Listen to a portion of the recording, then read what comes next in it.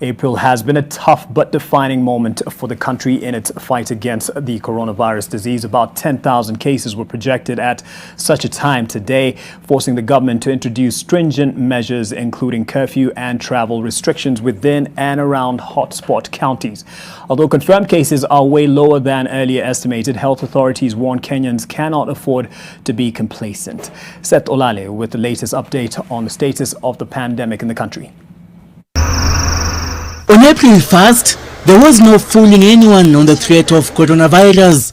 It was no prank that by the end of this month, there would be thousands of coronavirus patients in Kenya. Even though today's update was nothing close to what was projected, the health authorities still prescribe a state of preparedness for the worst. It is the month in which our resilience as a people has been tested to its limit.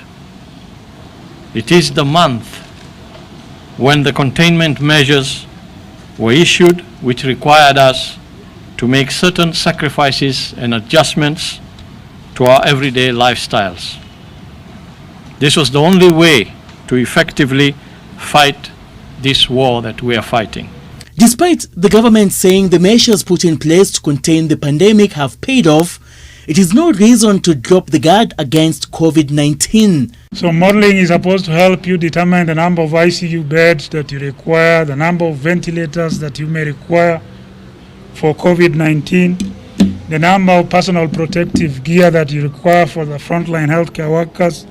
The only welcomed rise of numbers is that of recoveries.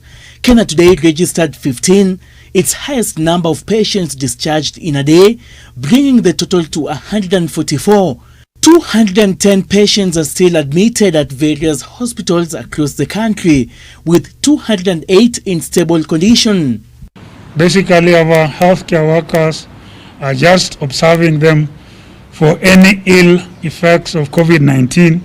It's only 2 who are in a critical condition on ventilatory support, but one of them is also improving. But despite the successes, the grim number of deaths to the coronavirus disease rose by 2 to 17.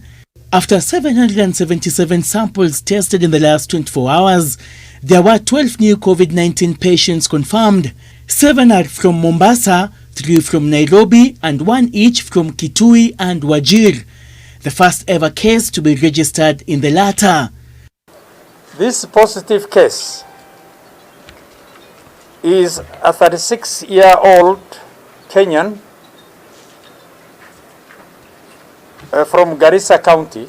Up to 20,268 people have been tested since the first case was confirmed over a month ago.